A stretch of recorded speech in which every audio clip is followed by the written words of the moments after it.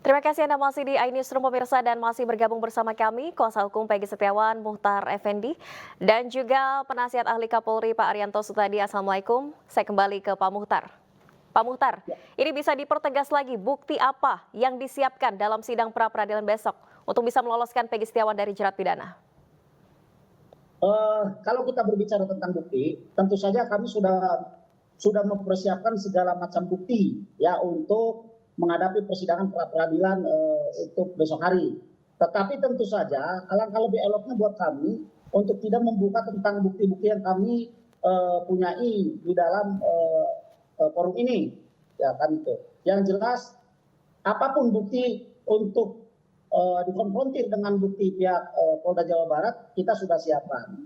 Walau dan satu lagi ya, pada prinsipnya dalam pra peradilan ini kan justru pihak kepolisian daerah Jawa Barat lah yang harus menyajikan bukti dan memperlihatkan bukti apa yang sebenarnya mereka punyai untuk atau sehingga bisa mempersangkakan, menangkap dan menangkap klien kami, demikian.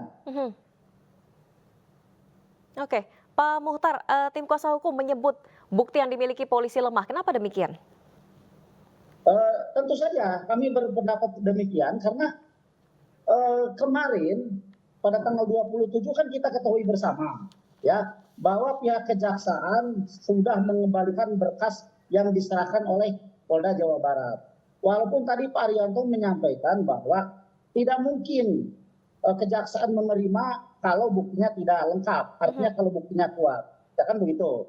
Nah, pada saat pihak kepolisian daerah Jawa Barat menyerahkan bukti kepada Kejaksaan Tinggi, itu kan pada hari pertama diserahkan, itu tidak serta-merta bukti itu diperiksa pada hari itu juga.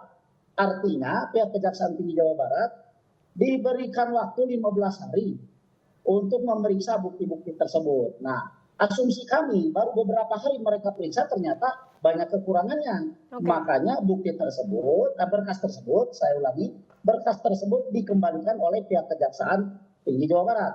Dalam hal ini kami sangat mengapresiasi kinerja daripada Kejaksaan Tinggi Jawa Barat yang menurut kami sampai saat ini tetap objektif untuk menilai perkara ini. Demikian. Oke, tanggapannya Pak Arianto.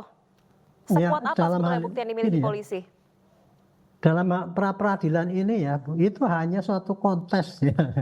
Jadi polisi sudah merasa punya cukup bukti untuk menentukan si Peggy itu sebagai tersangka dan merasa sudah sah ketika menangkap, kemudian menahan dan memeriksa dan seterusnya. Itu persepsi daripada penyidik. Ya. Sementara dari kuasa hukum menyatakan bahwa itu buktinya nggak kuat, ini salah tangkap dan sebagainya itu. Makanya di dalam pra peradilan besok ini intinya adalah seberapa jauh, seberapa kuat para kuasa hukum ini untuk mempengaruhi hakim sehingga hakim menyatakan bahwa bukti itu tidak cukup. Itu aja. Kalau besok pengadilan itu dengan mempelajari bukti-bukti yang diajukan atau sanggahan yang diajukan oleh para kuasa hukum itu dalam gugatan pra peradilannya dan kemudian dibandingkan dengan jawaban dari polisi ternyata tidak cukup, dianggap dinilai tidak cukup, maka hakim akan menyatakan bahwa ini penetapan sebagai tersangka tidak cukup bukti gitu. Kemudian misalkan salah tangkap atau salah orang, cuman itu tok aja. Jadi kalau untuk adu bukti apakah ini Peggy ini terlibat dalam kasus pembunuhan apa tidak, itu nanti di peradilan utamanya nanti gitu. Nah jadi besok ini seberapa kuat para kuasa hukum itu meyakinkan hakim bahwa bukti yang dimiliki polisi itu tidak cukup untuk menentukan itu sebagai tersangka ataupun melakukan tindakan hukum yang selama ini dilakukan oleh polisi. Itu aja sih intinya kalau untuk pra peradilan ini. Oke, Pak Arianto, seandainya bukti yang disiapkan kuasa hukum cukup meyakinkan, kemudian pra peradilan ini diterima, artinya ada cacat dari penangkapan Peggy Setiawan? Iya, bukan cacat, kurang lengkap. Jadi kurang sah gitu. Di dalam pra peradilan ini ya, saya dari penyidik polisi itu selama jadi polisi saya kebetulan kebanyakan ada di reserse. Ketika saya di Ripidum pun ya berapa kali sih di pra peradilan dan kadang-kadang kalah juga karena anggota saya teledor cara melaksanakan tindakan. Sudah saya peringati dia masih nekat. Oke, akhirnya silakan nanti di pra peradilan kamu kalah. Betul juga kalah. Saya nggak apa-apa. Ya biar kita koreksi toh kesalahan anggota itu. Nah sama juga dengan besok ini. Apabila ternyata pra peradilan itu dikabulkan gitu. Berarti itulah dianggap bahwa penyidik sekarang yang kinerja penyidik selama ini masih kurang lengkap, kurang benar gitu. Harus dibetulkan. Yaitu caranya si Peggy sementara ya tidak jadikan tersangka, kemudian penyidik biasanya akan berusaha mencari bukti ataupun saksi lain untuk menyatakan itu kuat sebagai alasan yang kuat untuk bikin berkas sehingga bisa disampaikan pada kejaksaan. Baik. Itu intinya gitu aja. Kalau pra peradilan itu sebenarnya simpel. Pak Muhtar, kalau seandainya nanti pra peradilan Anda diterima dan ini terbukti penangkapan Peggy Setiawan tidak sah, Anda berharap sanksi seperti apa yang dijatuhkan kepada penyidik yang menangani kasus ini? Baik, kalau misalkan memang seperti itu keadaannya atau kondisinya, justru kami meminta kepada pihak kepolisian daerah Jawa Barat ya, di SP3-kan saja ya tentang berkas-berkas atau kasus atau perkara yang berhadapan dengan klien kami sudah saja di SP3. Oke. Dari itu kan kelihatan lebih kesatria kan begitu. Kalau kita mau bilang kesatria kan begitu. Ya. Masalah sanksi yang harus diterapkan kepada pihak kepolisian dari Jawa Barat, ya silakan, itu institusi kepolisian sendiri yang punya kewenangan terhadap itu. Demikian. Oke, yang penting SP3 begitu, tidak peduli sanksi apa, apakah ada kelalaian dari penyidik dalam menangani kasus ini. Kalau optimisme, seberapa yakin Anda ini bisa diterima pra peradilan Peggy? Kami insya Allah sangat yakin, seperti yang tadi kami sampaikan dari awal bahwa sejak ya pra peradilan yang diajukan kepada Pengadilan Negeri Bandung, kami mempunyai keyakinan bahwa pra peradilan ini akan dikabulkan. Dan begitu artinya kami akan memenangkan dalam sidang pra peradilan, sehingga dengan demikian kami bisa membebaskan PS atau Peggy Setiawan klien kami dari jeratan hukum yang menurut kami tidak ada dasar atau tidak ada landasan hukum yang untuk mempersangkakan, menangkap dan menangkap klien kami. Demikian. Baik.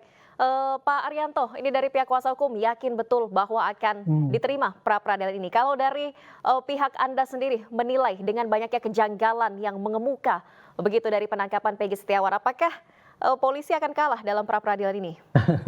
Kalau saya nggak bisa ngukur kalah menang. Karena apa?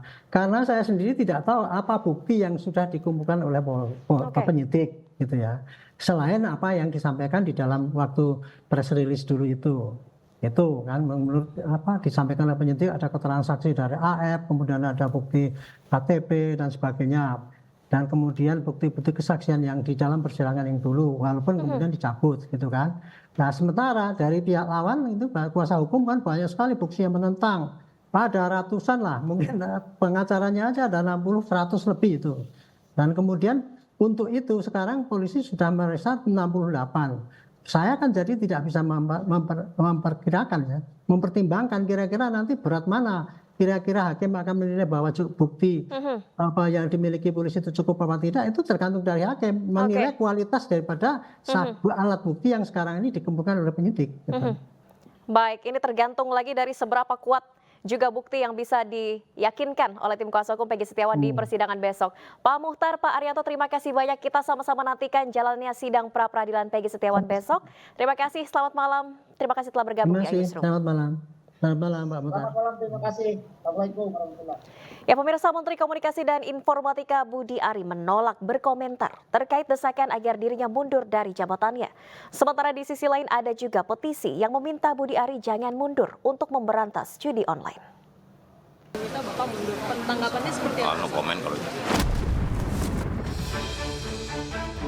Itulah jawaban dari Menteri Komunikasi dan Informatika Budi Ari saat diminta tanggapan terkait petisi yang digagas oleh SafeNet yang meminta dirinya mundur sebagai Menkominfo.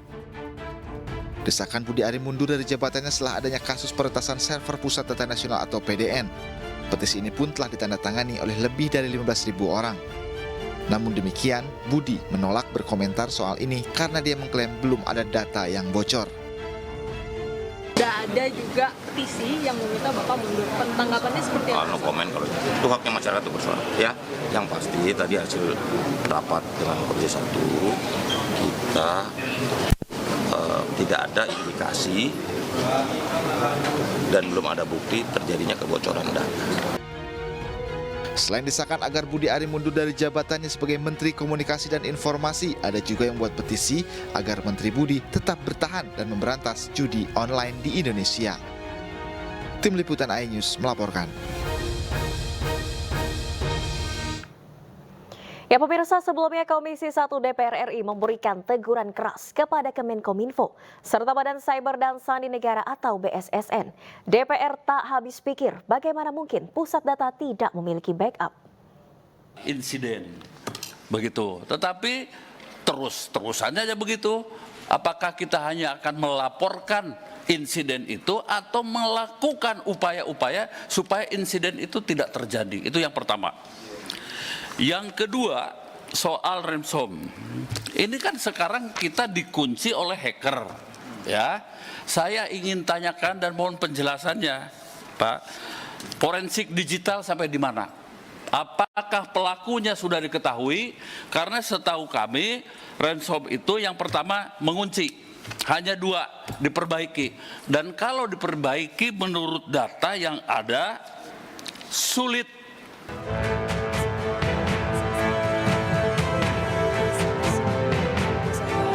Dalam rapat dengar pendapat DPR RI dan Kemenkominfo, Komisi 1 menyampaikan keheranannya mengapa insiden serangan siber di Pusat Data Nasional masih kerap terjadi. Menanggapi hal ini, Badan Siber dan Sandi Negara (BSSN) mengakui ada kesalahan backup data dan ini karena masalah tata kelola. Kita ada kekurangan di tata kelola. Kita memang akui itu dan itu yang kita laporkan juga. Karena kami diminta untuk apa saja masalah kok bisa terjadi, itu salah satu yang kita laporkan juga, Pak. Mendengar alasan tidak adanya backup data karena kesalahan tata kelola, Ketua Komisi 1 DPR RI Mutia Hafid berang. Dengan tegas, ia bilang ini bukan masalah tata kelola, tapi masalah kebodohan. Maksudnya Pak, kalau nggak ada backup sih itu bukan tata kelola sih Pak. Siap? Kalau alasannya, ini kan kita nggak hitung Surabaya Batam backup kan, karena cuma 2% kan. Ya berarti itu bukan tata kelola. Itu kebodohan aja sih Pak. Iya. Punya data nasional dipadukan seluruh kementerian harusnya, untung katanya ada beberapa kementerian yang belum comply, belum gabung. Masih untung orang Indonesia. Itu malah yang selamat. Yang paling patuh imigrasi saya dengar. Itu yang paling nggak selamat.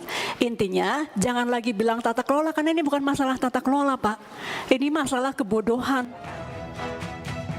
Terus dicecar dengan berbagai pertanyaan tentang serangan ransomware ke Pusat Data Nasional. Pemerintah tidak ingin mencari-cari kesalahan siapapun dan mengevaluasinya, serta baru menyadari pentingnya concern bersama akan keamanan data ini. Jadi memang tidak ada maksud saling menyalahkan, tapi penjelasan kami adalah menyampaikan evaluasi sekaligus penjelasan bahwa Pak TB betul di sisi regulasi tadi saya sudah sampaikan, saya sudah akui kok ini regulasinya opsional untuk backup.